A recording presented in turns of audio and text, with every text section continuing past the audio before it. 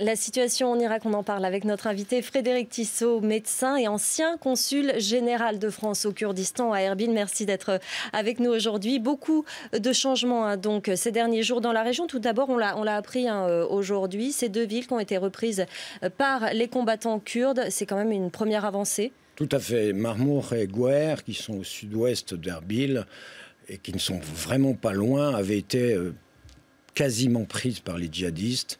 Et les premières frappes américaines ont eu lieu à cet endroit-là, et c'est ce qui est très bien.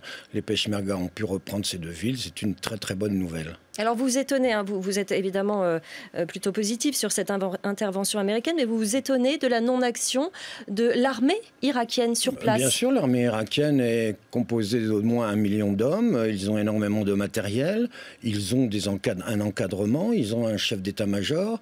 Je sais que Fouad Massoum le président nouvellement élu, n'a pas de pouvoir constitutionnel dans le domaine de la défense. N'empêche, il faut que cette armée se mette en place et combatte les djihadistes. C'est l'Irak qui est en cause.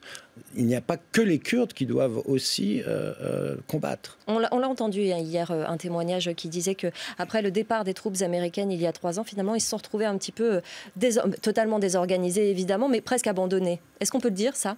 Moi, je ne crois pas. Je ne crois pas, bien entendu. Certains se plaignent toujours, mais pas du tout. Ils étaient en majorité contents de pouvoir justement montrer les preuves qu'ils pouvaient organiser. Le problème est totalement politique. Le gouvernement de M. Maliki, pendant 8 ans, n'a pas été capable de faire une coalition entre l'ensemble des forces politiques pour diriger ce pays et diriger l'armée. On a vu aujourd'hui donc Laurent Fabius qui s'est déplacé, une visite un peu éclair à Tout Bagdad fait, ce matin, visite à Erbil cet après-midi. Il est venu, il a amené de l'aide. Vous pensez quoi de l'action du gouvernement français dans cette situation ? Elle est excellente actuellement. Bien entendu, en tant que médecin et en tant qu'ancien consul général de France pendant 5 ans là-bas, je trouve qu'elle a été un tout petit peu tardive, parce que bien entendu on le savait, mais on le sait, c'est toujours comme ça. Mais elle est excellente. Le président Hollande a bien fait d'appeler Barzani directement. Laurent Fabius a bien fait d'y aller. Et j'espère que ça va continuer. Je salue les frappes américaines, l'engagement des Britanniques, des Italiens, etc.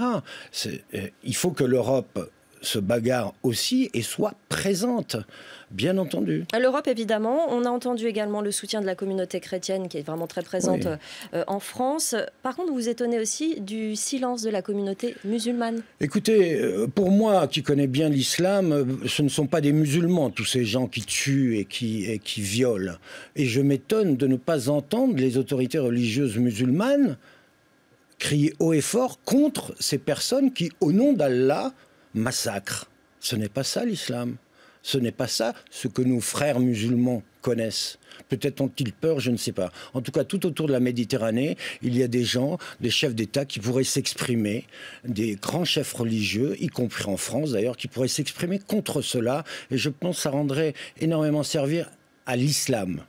Je reviens très très rapidement sur la situation politique et l'intervention du gouvernement. On a l'impression que c'est quand même, à chaque fois, on intervient sur un pays, un autre pays. Le Mali, on l'a vu, ici en Irak. Mais est-ce qu'on ne paie pas finalement la non-intervention en Syrie ? C'est une vraie question, donc j'ai répondu.